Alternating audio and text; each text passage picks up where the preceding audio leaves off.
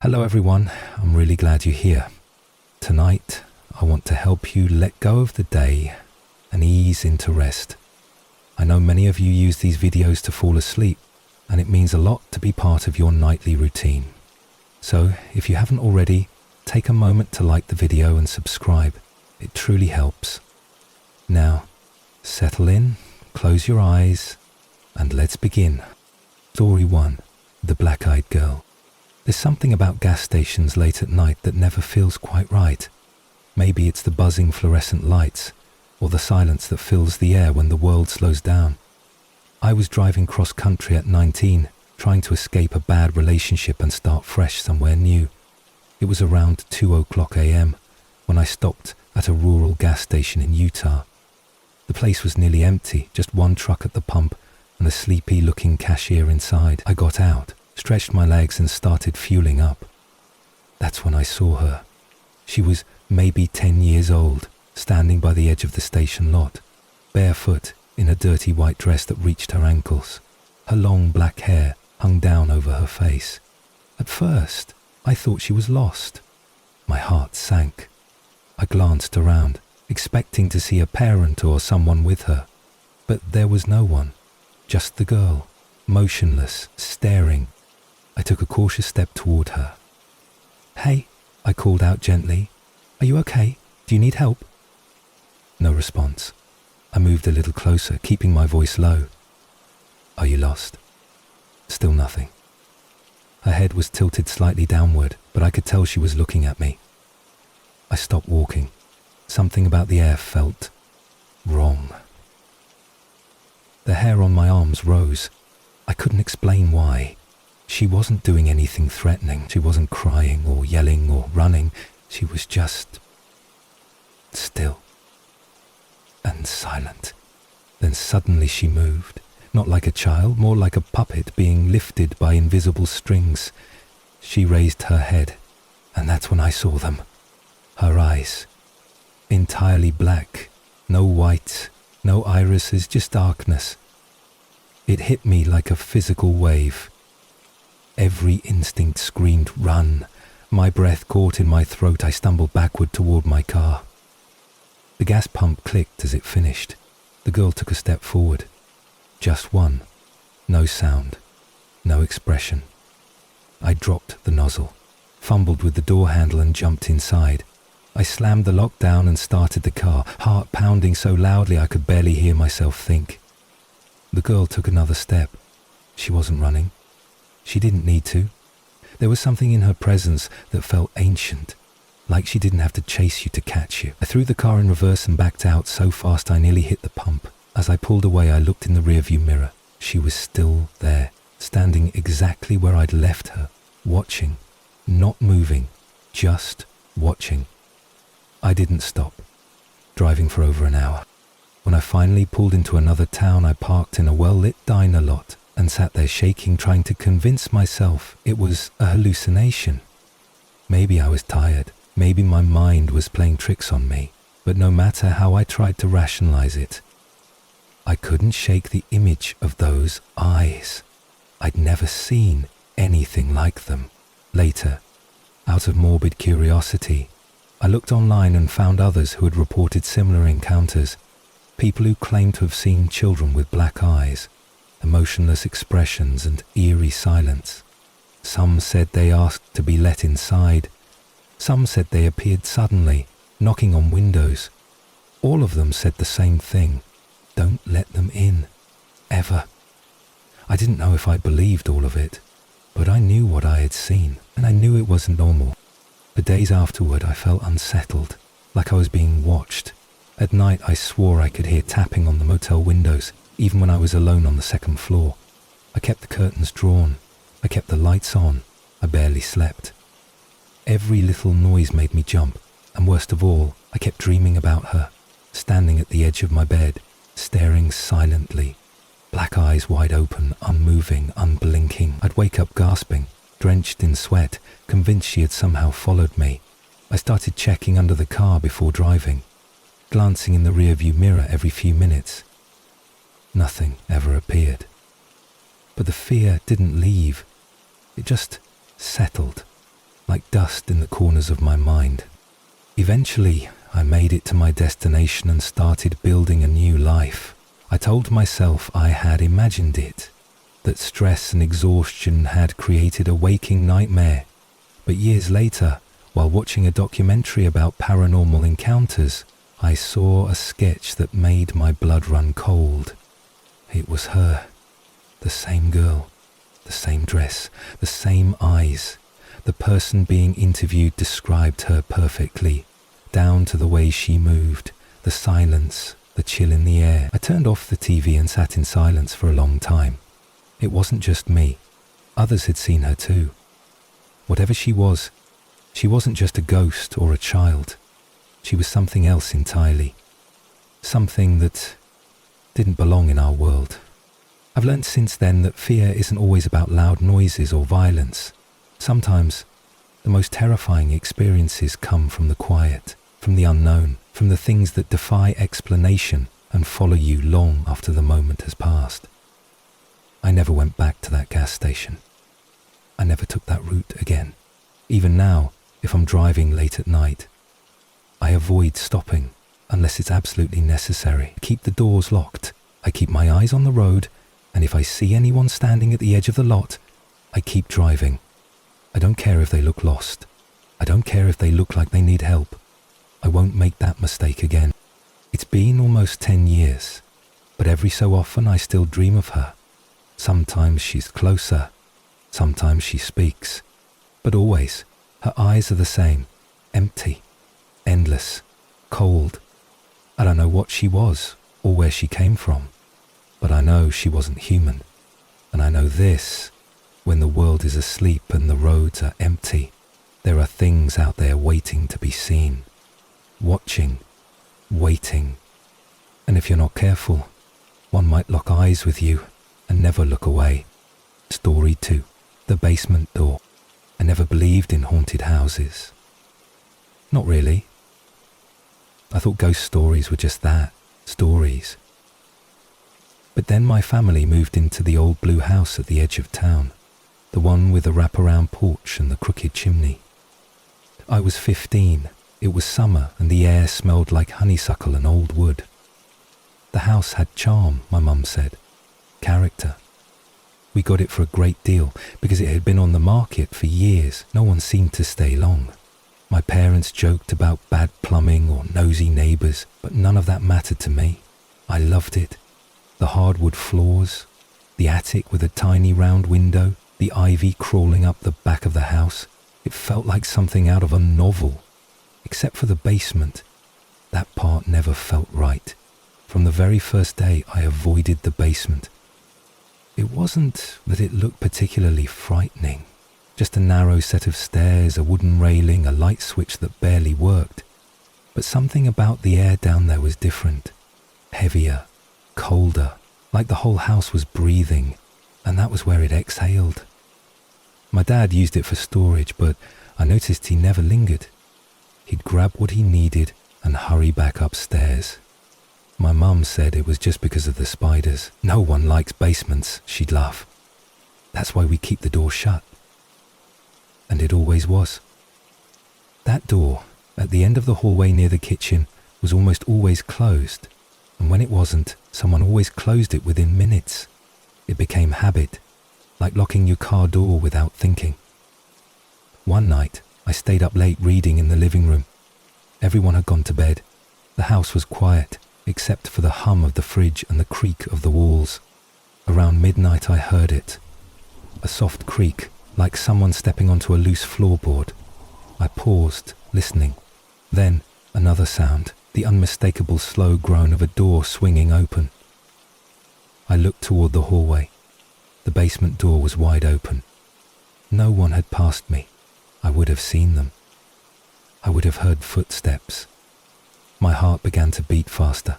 I stood up, walked slowly to the hallway and peered into the darkness. Stairs vanished into black. I couldn't see the bottom. I reached for the light switch and flicked it. Nothing. I flicked it again. Still nothing. The bulb had gone out. I called out softly, "Hello?" Silence. I stood there for a long moment before quietly closing the door and locking it. That was the first time I felt something watching me in that house. After that, the door started opening on its own. Not every night, but enough to notice. Once a week, then twice, then every couple of days. I'd wake up in the morning, go downstairs and find it standing ajar. My parents thought it was the wind, maybe a draft.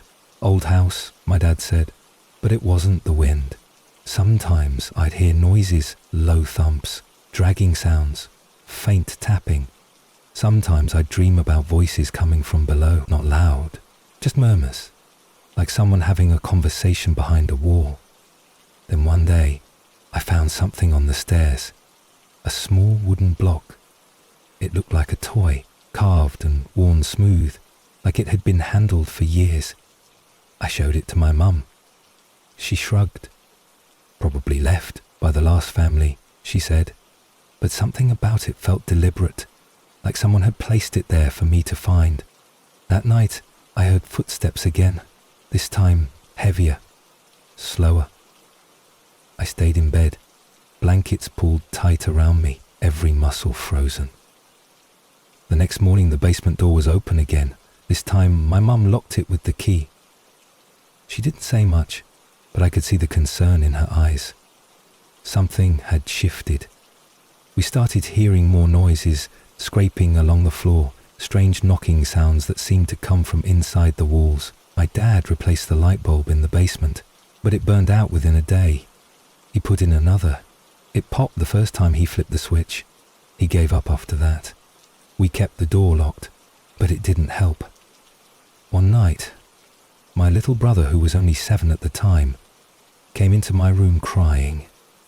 He said he saw someone in the basement window, a face, pale and pressed against the glass. It was smiling, he whispered. I went outside the next morning to check the window. It was small, covered in cobwebs, barely high enough off the ground for a child to reach, but there were smudges on the glass, faint marks, like fingerprints. I didn't say anything. What could I say? That our house was haunted? That something lived in the basement? I started staying up later, trying to catch whatever was opening the door. I even set up my phone to record the hallway, but every time I reviewed the footage, nothing happened. Either the door stayed shut, or the video cut out. Just static for a few seconds, then back to normal. It didn't make sense. It felt like whatever was down there didn't want to be seen. It wanted to be felt. And it was working. We were all feeling it. Even my parents started talking about moving. The last night I spent in that house, I woke to the sound of whispering. Not in my dream. Not from outside. From beneath me. The vent near my bed carried sound from the basement, and through it I heard voices, dozens of them, faint, overlapping, some angry, some pleading. I leaned in close, heart pounding. One voice rose above the others. It said my name. Clear, slow. Come down. I jumped back, slammed the vent shut and stayed up the rest of the night. The door was open the next morning, and sitting on the top step was another toy. This time it was a carved wooden figure of a girl with long hair. I didn't touch it. I didn't say a word. 2 weeks later we moved out. My parents never explained why, but we left in the middle of the month, before the lease was up. The new house was smaller, brighter. No basement, no creaking floors, no cold spots. We were lighter too, laughing more, sleeping better. But I never forgot the blue house. Years later I looked it up online. It had changed owners 5 times in 6 years. Reviews called it charming but cold. Some mentioned power issues, others structural problems. But one comment stood out. Beautiful home, but we couldn't stay. The basement kept opening at night. That was all it said. I stared at that sentence for a long time. Then I closed the page. I never went back. I never drove by. I don't want to know if the door is still opening, because part of me believes that it is, and that something is still waiting at the bottom of those stairs.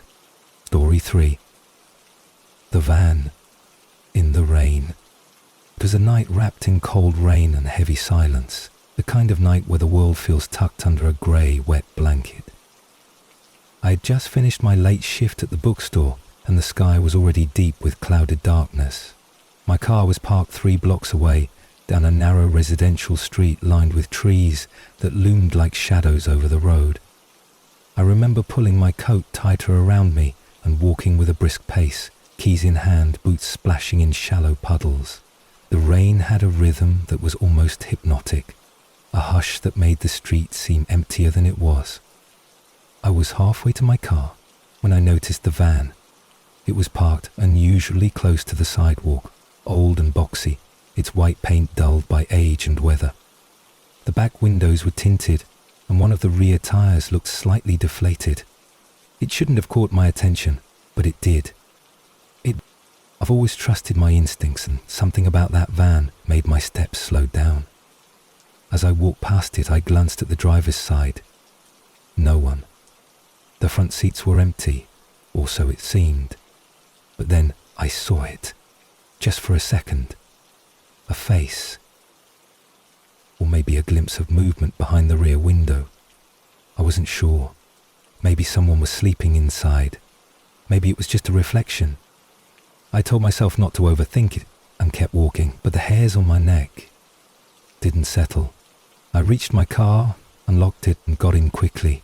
As I started the engine, I looked up and saw headlights flick on. The van. It pulled out slowly, tires crunching wet leaves, turning in the same direction I was heading. I waited. Maybe it was just a coincidence. Maybe the driver had just returned. But my stomach told me otherwise. I pulled out and began driving down the wet road, wipers swiping back and forth across the windshield. The van kept its distance but stayed behind me, block after block. At first I thought maybe it was just headed the same way, but when I changed lanes randomly, so did it. When I made a left at a light I didn't need to take, it followed. That's when I knew. This wasn't coincidence. This was intentional. I tried to stay calm, keeping my eyes on the road while sneaking glances in the mirror. The van didn't speed up. It didn't try to overtake me. It just followed, methodically, like it was waiting for something. I considered calling the police, but what would I even say? That a van was behind me? That I had a bad feeling? I turned right, again, unnecessary, and took a longer route home, looping through suburban streets. The van mirrored every turn. I knew I couldn't go home. I didn't want whoever was in that van to know where I lived, so I kept driving, heart racing, trying to think of a public place that stayed open late. I remembered a 24-hour gas station about 15 minutes away and headed toward it. As I made my way there, I tried something else, pulling into a random driveway, pretending it was mine. I killed the lights and waited. The van passed. I didn't move. I watched its brake lights glow red up ahead, and then, after a moment, it reversed. Slowly, it backed up down the street toward me, inch by inch. My heart thundered as I turned the ignition and threw the car into reverse. I peeled out of the driveway and took off in the opposite direction. The van turned too, following like a shadow, smooth and patient. It wasn't trying to scare me, it was trying to corner me. When I reached the gas station, I pulled in fast and parked right next to the building entrance under bright lights. There were 2 other cars at the pumps and a man inside paying. I jumped out, rushed into the store and stood behind the counter with the clerk. "Someone's following me," I whispered, "in a white van. Don't let them know I said anything." The clerk, a woman in her 40s with sharp eyes, nodded slowly. He said she'd keep an eye out. I pretended to browse the snack aisle, watching the windows. Sure enough, the van pulled in a minute later, slow as ever, rolling past the pumps and parking across the lot. The headlights turned off. No one got out. The van just sat there, engine running. I waited. 10 minutes passed, then 20. The other customers came and went, but the van stayed. Eventually the clerk came around the counter and walked up to me. "You can wait in the back if you want," she said softly. "There's a camera facing the lot. I already called a deputy I know." I nodded, too shaken to speak. In the back room, I sat on a plastic chair, hands trembling, watching the feed on a tiny black and white monitor. The van remained parked, still and quiet. I don't know what unnerved me more, the fact that it hadn't moved, or the way it had followed so patiently for so long. About 15 minutes later, a patrol car pulled into the lot. The deputy approached the van, tapped on the window. No response. He tried again.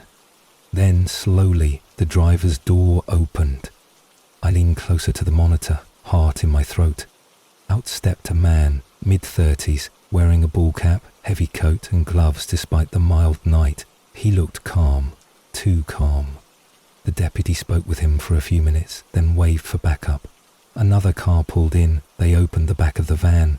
I couldn't see what they found, but the deputy's face changed when he looked inside.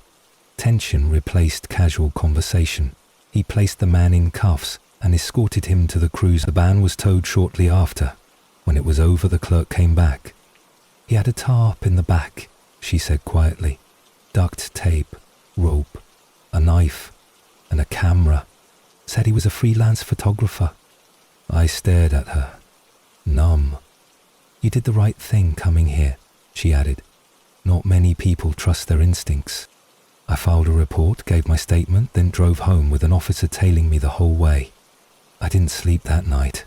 I kept seeing those headlights, that face, the slow, silent van that never rushed, just waited, watched, followed. They said he had no priors, that they weren't sure what he was planning. But I knew, my gut knew. He wasn't just cruising, he had picked me. And if I hadn't stopped at that gas station, if I'd gone home instead, who knows what would have happened. Sometimes, it's not the scream in the night that haunts you. It's the quiet tire on wet asphalt. The flick of headlights behind you. The van that never drives away. Story 4. The mirror in the motel room. It was meant to be just one night. A quick rest stop during a cross-country road trip, nothing more. I had been driving all day through the flat, endless stretches of Nevada. The kind of landscape that starts to play tricks on your eyes if you stare too long. By dusk, I was exhausted, hungry and desperate for a bed. I spotted a cheap roadside motel just off the highway. Faded neon sign, peeling paint, but it looked quiet and safe enough. I pulled in, got a key from a disinterested older man behind the counter, and made my way to room 6. It was plain, a little musty but clean. There was a single bed, a small TV mounted to the wall, and an old wooden dresser across from the mattress. Above it, a large mirror hung bolted to the wall, its frame cracked in the corner. I remember thinking the mirror seemed too big for such a small room. After grabbing dinner from a nearby drive-thru, I returned to the motel and locked the door behind me. I kept the TV on for background noise while I ate, trying not to think about how lonely the place felt. The mirror kept catching my eye. Something about the way it reflected the bed made me uncomfortable. No matter where I sat, it felt like I was being watched. Not just by my own reflection, but by something else, something deeper. I tried to shrug it off. Long drives made people weird, I told myself. I showered, changed into pajamas and got into bed. The mirror still faced me. There were no curtains in the room, just blinds that let in slivers of light from the parking lot. The mirror caught those slivers perfectly, scattering faint lines of light across the room like spider webs. I turned off the TV, rolled onto my side, and closed my eyes. Sleep didn't come easily. I kept waking up every hour, my skin prickling with unease. I'd open my eyes and always find myself staring at the mirror. Once, I could have sworn I saw movement in it, just a flicker, a shape, something darting past. I sat up and turned on the light. The room was empty. The mirror showed only what it should. I walked over and pressed my fingers against the glass. Cold, solid, normal. I looked behind it. Nothing but wall. Still, I couldn't shake the feeling. I left the light on after that, just in case. Around 3 a.m. I woke again, this time to a sound. A soft, almost inaudible scraping, like something dragging across the floor. My heart leapt. I lay frozen, listening. The sound came again, but when I looked, nothing was there. No movement, no shadow, just the mirror, reflecting the quiet, empty room. But then, slowly, I noticed something in the reflection that made my breath catch. In the mirror, the bathroom door was open, but when I looked at the actual door, it was closed. I blinked, looked again. The mirror showed the door wide open, the bathroom behind it cast in deep shadow, but in reality it was shut, completely shut. I stared, heart pounding, trying to make sense of it. I stood, walked to the bathroom, opened the door, empty. I turned back to the mirror. Now the reflection matched. The door was open. I laughed nervously, trying to dismiss it as some trick of sleep and light, but deep down, I knew better. Mirrors don't reflect possibilities, they reflect reality, and something about that mirror wasn't reflecting mine. I decided to cover it. I pulled the spare blanket from the closet, climbed onto the dresser and draped it over the mirror until it was completely hidden. Instantly the room felt lighter, as if something had loosened its grip. I turned off the light and got back into bed, finally drifting into a restless sleep. When I woke around 7 a.m., the blanket was on the floor, neatly folded, placed directly at the foot of the bed. I sat up slowly, dread curling in my stomach. The mirror was uncovered, just as it had been when I arrived. My reflection stared back at me, wide-eyed, pale, unblinking. I checked the door, still locked. The window, still shut. No signs of entry. I got dressed in silence, packed my things quickly, and left the key on the dresser. I didn't say a word to the man at the front desk. He didn't look up. Back on the road, I kept glancing at the rear-view mirror, half expecting to see my reflection blinking when I wasn't, or something else entirely. I didn't stop driving until I reached the next state. That night, I paid more for a better hotel, one with warm lighting, soft music, and no mirrors on the wall. I slept with the TV on and the bathroom light glowing through a cracked door. For days after, I kept thinking about what I saw or thought I saw. Mirrors have always been strange to me, windows into a world we can see but never touch. But that one felt different, like the glass wasn't reflecting what was there, but what wanted to be. Something that mimicked light and shadow, something that could decide when the reflection would match, or when it wouldn't. Years later, I tried to find that motel again. I had taken a photo of the room's key tag, but no searches turned up anything. The name didn't exist in any directories.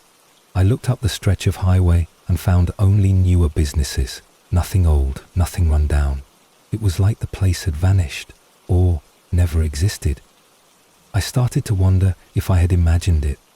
A dream during the road trip, a hallucination, but then I found the photo of the key tag in my phone, dated, tagged by location, room 6, that was real, which means the mirror was real too. I still don't know what it was, a portal, a broken boundary, some old forgotten thing hiding behind the glass. All I know is this: if you ever find yourself alone in a motel room with a mirror that doesn't feel right, don't sleep facing it.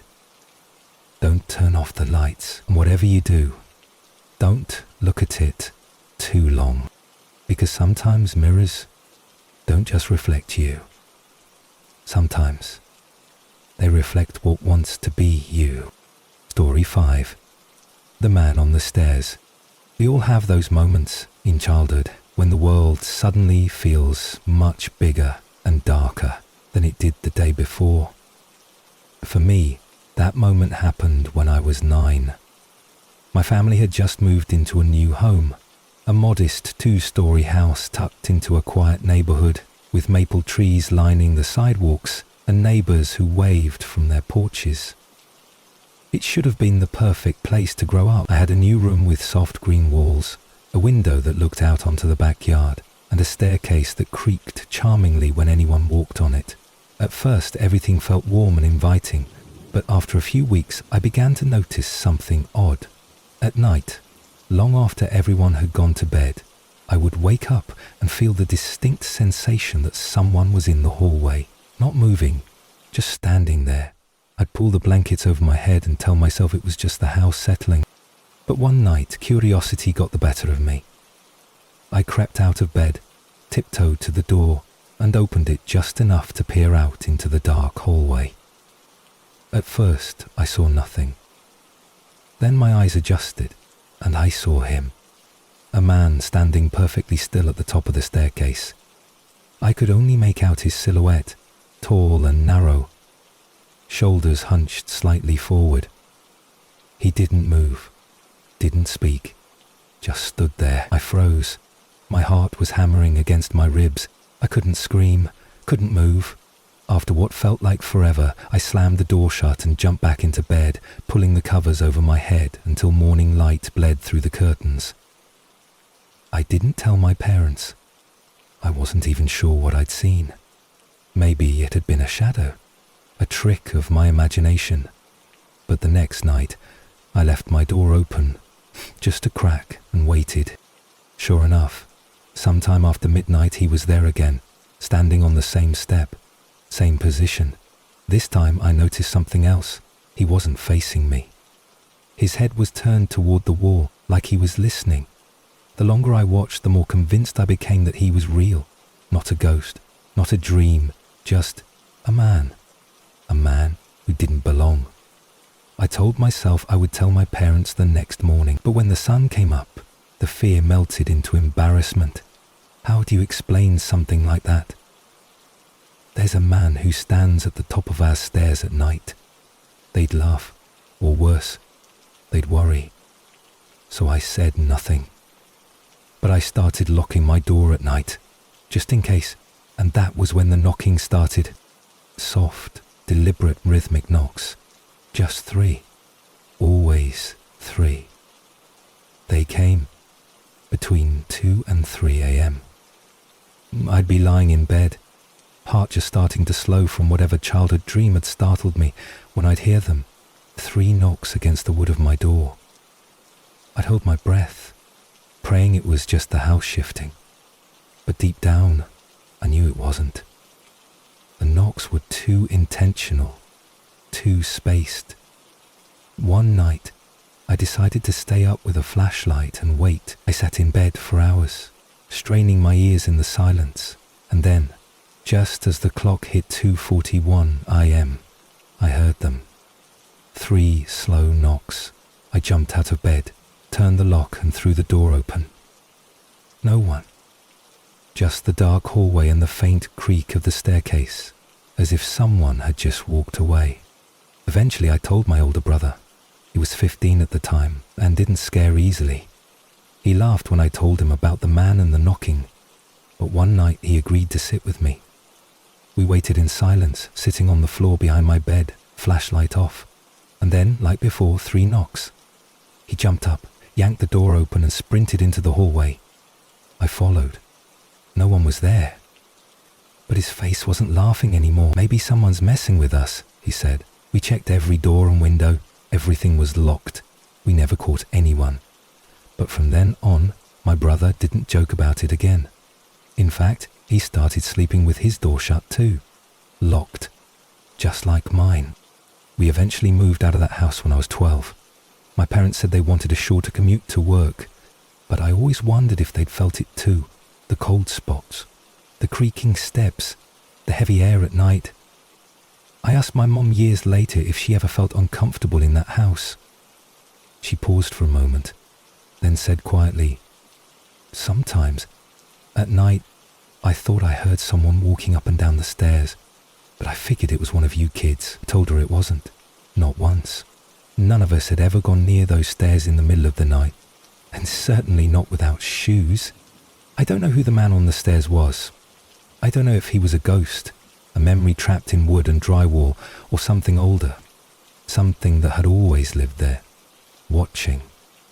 But I know he was real as the knocks, as real as the breath I could sometimes hear under the door when I held mine. I never saw his face, only his shape, always half in shadow, always angled slightly away, as if he was listening to something no one else could hear. Maybe he wasn't even there for us. Maybe he was waiting for someone else. Maybe we were just passing through his space, not the other way around. Now, as an adult, I still think about that house, about the staircase, about the sound of slow, deliberate knocks in the middle of the night. I've lived in apartments since, surrounded by light and noise and neighbours, but I still sleep with my door closed, sometimes locked. I never leave mirrors facing my bed. I don't open doors when I wake up at 2:41 a.m. And when I walk past the staircase, I never look directly at it in the dark, just in case someone's there, listening. Story 6. The Man in the Crawl Space. The house wasn't haunted. That's what made it worse. It was clean, modern, quiet. My boyfriend and I had just moved in. A single-story rental at the edge of a sleepy neighborhood in Oregon. It had all the things we wanted.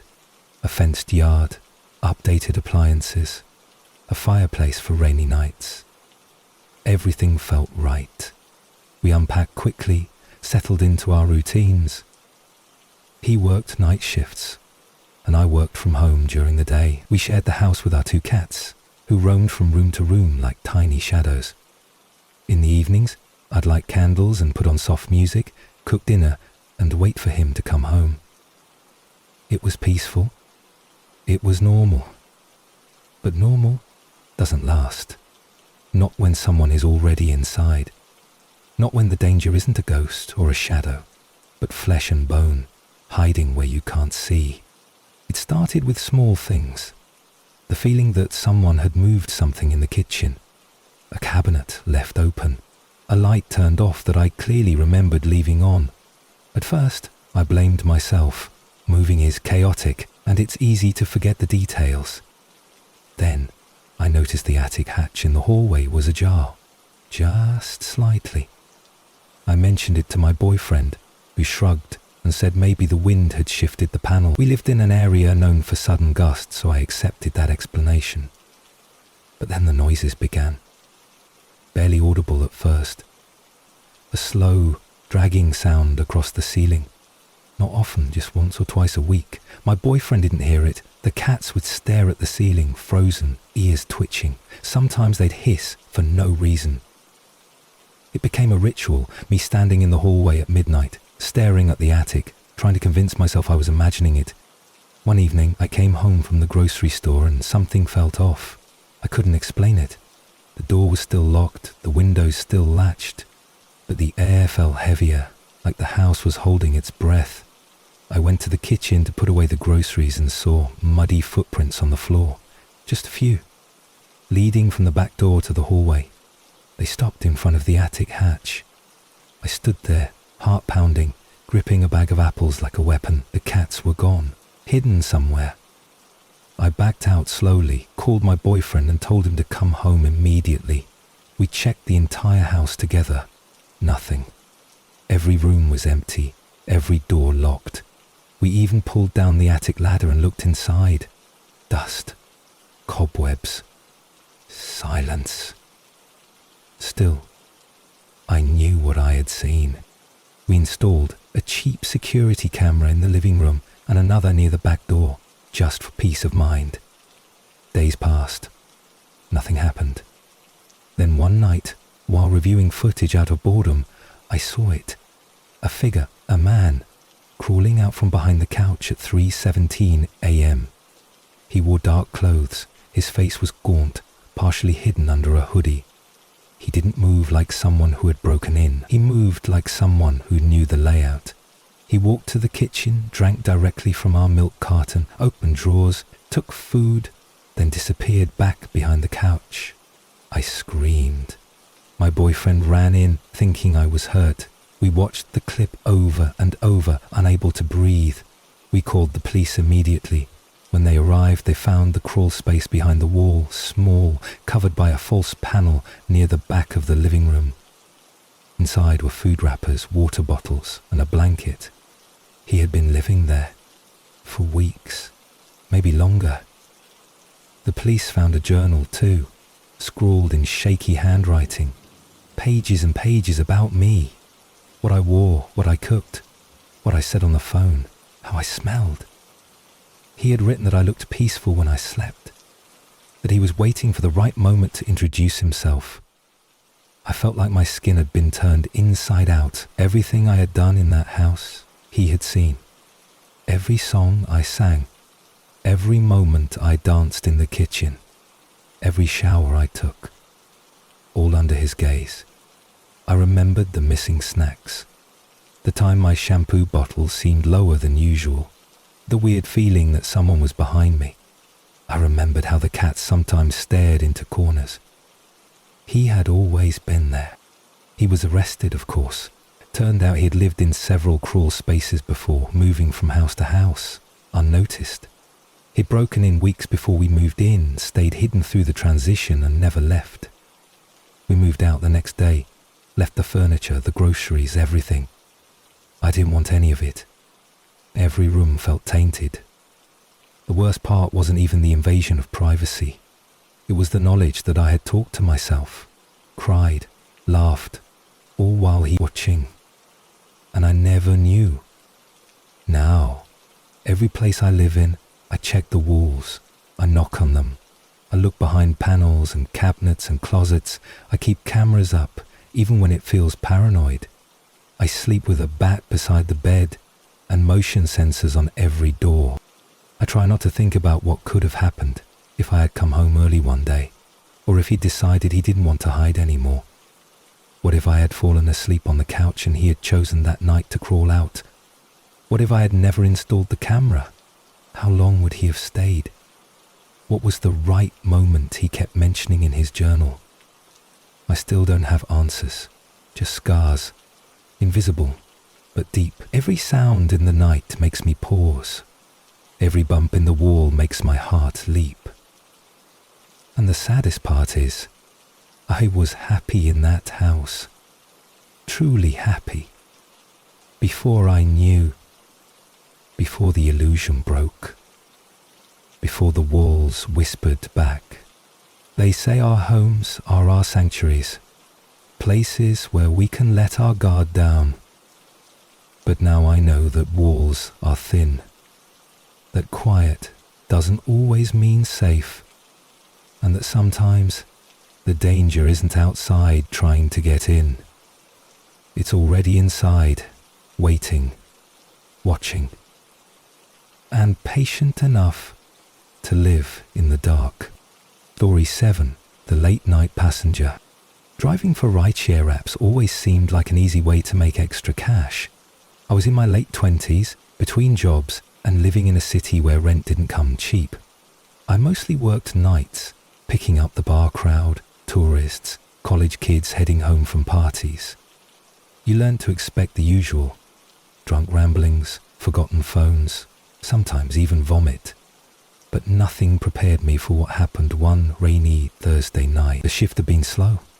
Around 1:30 AM I was about to head home when I got one final request. Pick up a location, the edge of a neighborhood near the industrial district. The streets there were always oddly quiet at night, lined with empty warehouses and old rail lines. Still, I accepted the ride, turned up the heat and headed that way. I pulled up to the pen location and waited. No one in sight. The rain made it hard to see through the windshield, and the streetlights were few and far between. After a few moments I saw her, a woman standing completely still under a broken street lamp about 20 feet from the car. She wore a long dark coat with the hood pulled low, and she wasn't holding a phone.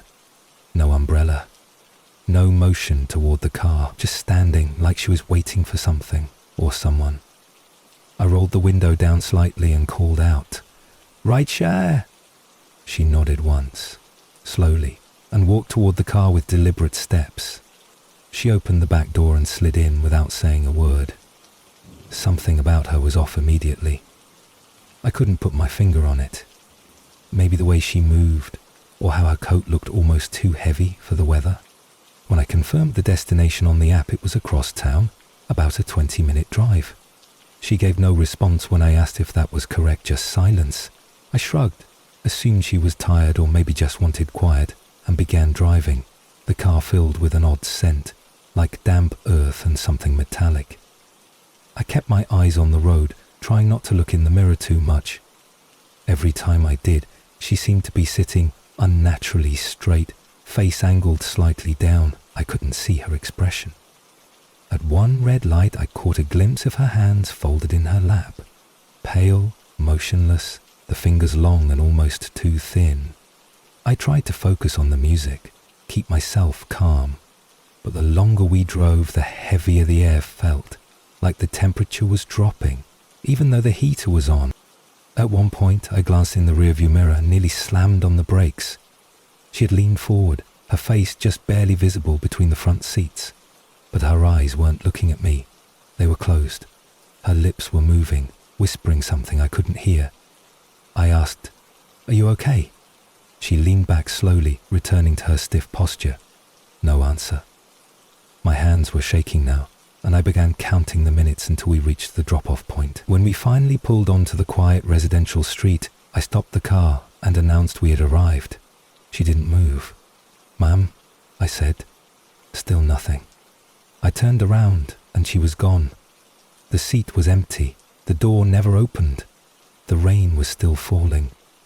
I stared in disbelief, then got out and looked around. No footprints. No sign of her ever being there. I sat back in the driver's seat, stunned. I reached for my phone to end the ride and the app was frozen. The trip hadn't even started. It still said waiting for pickup. My throat went dry. I restarted the app. The screen flickered, and then the request disappeared. No record of the rider, no fare, nothing. I drove home in silence, trying to convince myself it had been a glitch, a hallucination. Maybe I had nodded off and imagined the entire ride. But the seat was damp, not just from the rain on the windows, but like something cold had been pressed into the fabric for too long. And the scent lingered. The same mix of wet soil and iron. Over the next week I avoided night shifts, but curiosity got the better of me, and I started asking other drivers if they'd ever had something weird happen. Most shrugged. But one older driver, a guy named Pete, leaned in and said, "You picked up the woman in the coat, didn't you?" My stomach dropped. He went on to tell me about a passenger from years ago. A woman killed in a hit and run near those warehouses. Cold case, never solved. People say she still tries to get home, that she appears to drivers who work late, always in the same spot, always silent. Some say if you don't finish the ride she follows you, he added with a straight face. I laughed, nervously, but I didn't sleep that night. I kept checking the mirrors, kept hearing faint whispers when the car was quiet, like the ride wasn't over. A few nights later, I found the coat in my back seat, black, heavy, damp. I hadn't driven anyone for days. I didn't touch it. I locked the car and went back inside. The next morning it was gone, just like she had been. I never saw her again, but every time I drive past that part of town, I glance toward the shadows under the broken street lamp, and sometimes, just sometimes, I see someone standing there, waiting. I don't stop anymore. I don't accept rides near that address, and I always keep my rear-view mirror tilted slightly up, just enough so I don't have to see what's behind me, unless I absolutely need to.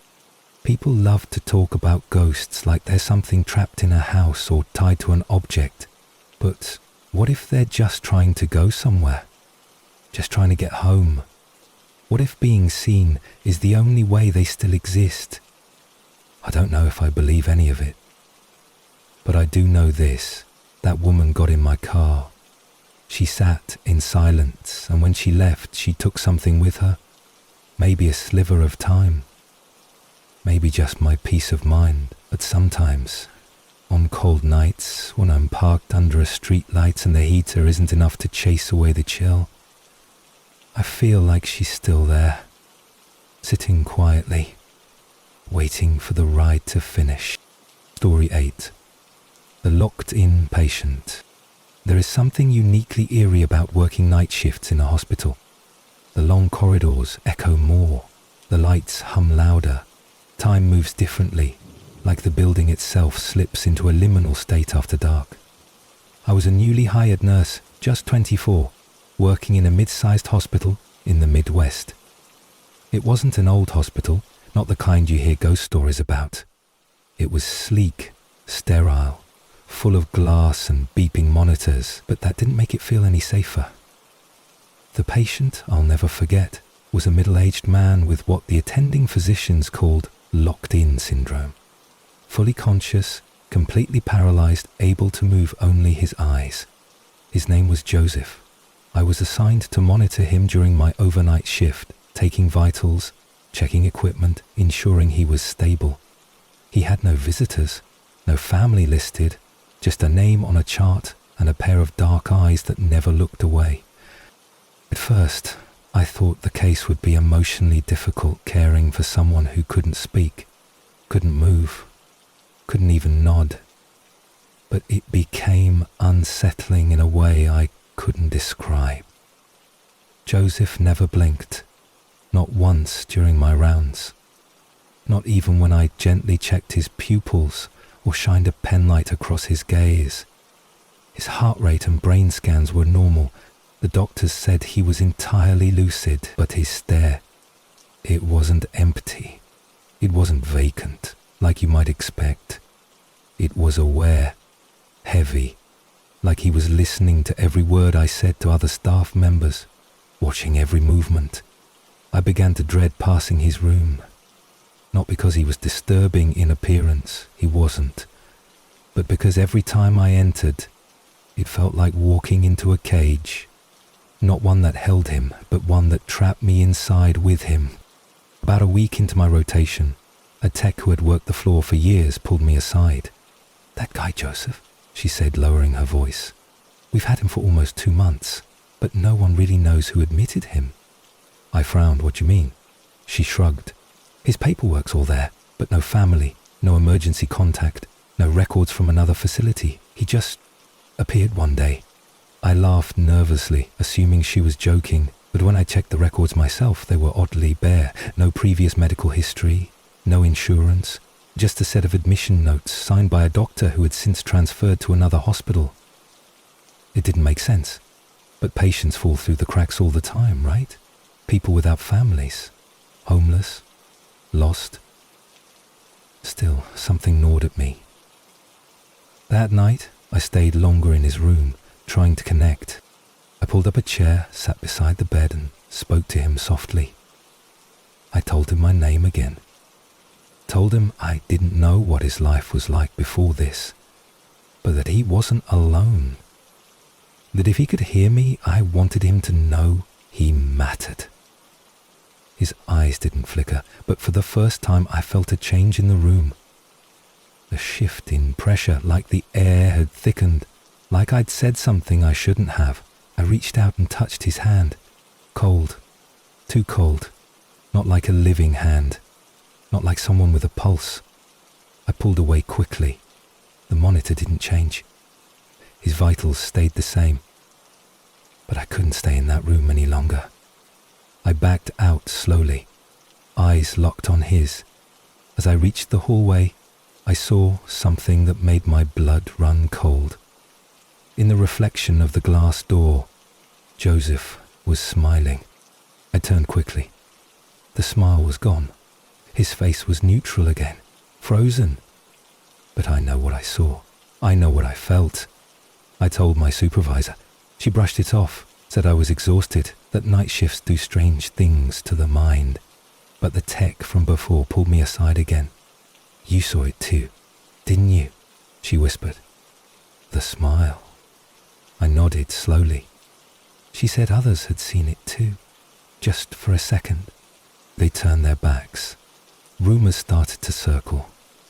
Nurses said equipment malfunctioned around his room, that clocks would stop when they entered. One night, a CNA claimed she walked in and the monitor flatlined, but Joseph was still breathing, eyes wide open, staring. They checked the machine. It worked fine everywhere else, just not in room 210. His room. I requested to be reassigned. I couldn't take it anymore. The unease was constant, but the request was denied. We were short-staffed.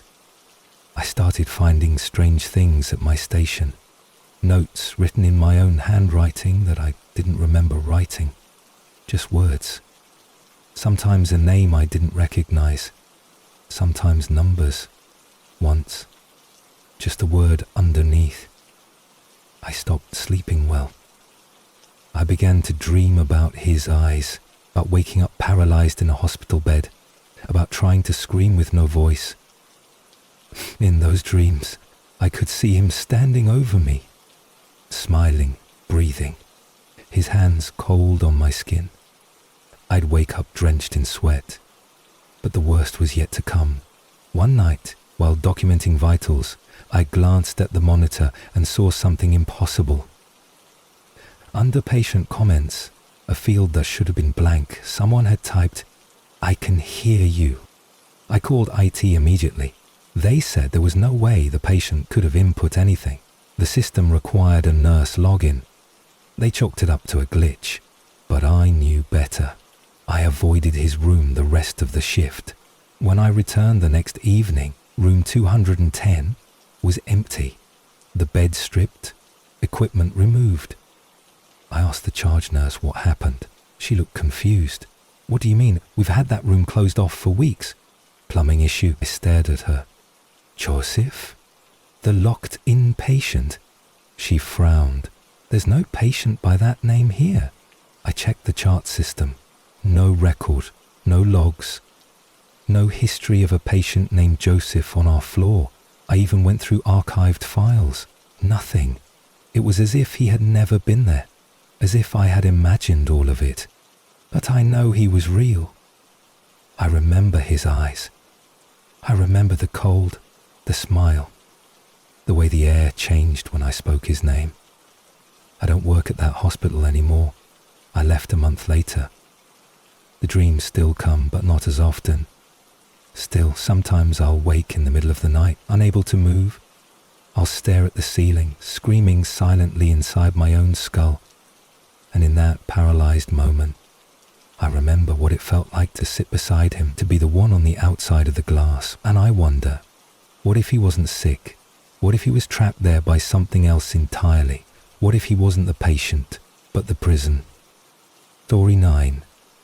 The ice cream truck at midnight. There are certain sounds that are so rooted in childhood that they immediately evoke innocence, laughter on a summer evening, sprinklers ticking across lawns, or the whimsical jingle of an ice cream truck echoing down the block. But sometimes, those very same sounds can twist into something darker when they show up at the wrong time. I was 17 that summer, living in a sleepy suburban neighborhood where nothing ever seemed to happen, the kind of place where people left their doors unlocked, where kids rode their bikes until dark, and where every summer evening felt like a scene from a movie. But then the ice cream truck started coming at night, not just late, but midnight. At first, no one thought much of it. The neighborhood teens joked about it online. "Midnight Choco Tacos," someone laughed. "He's just trying to reach the stoners." But the jokes didn't last long. The first time I heard it, I was in bed, scrolling through my phone in the dark. The jingle started, faint, just a few distant notes carried on the breeze. I sat up, confused. It was nearly 12:30 a.m. I looked out my window and saw the truck slowly rolling down the street, headlights off, speakers still playing that same cheerful tune. It didn't stop at any houses, didn't wait for customers, just kept creeping along. I thought maybe it was some strange promotional thing, or maybe the driver was lost. But the next night, it came again. Same time, same song. No lights, no stopping, just drifting down the street like a ghost, wheels humming quietly over the asphalt. By the third night, people had started talking. A neighbor posted a blurry photo of the truck in a community group. Someone else claimed it had no license plate. Another said they saw the driver, pale, middle-aged, wearing a hat pulled low. Never looked up, never waved, just drove. One night, a couple of kids from down the street tried to follow it on their bikes. They didn't catch up. They said the truck sped up as soon as they got close. They followed it down the main road, past the grocery store, and then it vanished, just turned a corner and disappeared. They came back shaken, out of breath. swore they'd seen someone else inside, behind the driver. Someone sitting perfectly still, staring straight ahead. No one believed them. I started staying up on purpose, waiting for it. Midnight came, and sure enough, the melody began. I watched from my bedroom window as the truck passed by again, but this time it slowed near our house. I froze. The truck stopped directly in front of our yard. I couldn't see inside. The front windshield looked like it had been tinted black. The music continued, looping the same tinny melody over and over. Then the speakers cut off. The truck idled for a moment, humming quietly in the dark. I held my breath, waiting for something to happen. And then, slowly, it began to move again. No one got out. It didn't stop at any other house. It just drove away. The next morning, I went outside and found something on the sidewalk. A popsicle wrapper, red and white, faded like it had been left in the sun for hours, but it was cold to the touch. I picked it up and my fingers immediately went numb. I dropped it, heart racing. I asked my mum if she heard the music last night. She shook her head, told me to stop watching horror movies. I started to wonder if I was losing it, but then things escalated. A girl from 3 streets over went missing. 14 years old.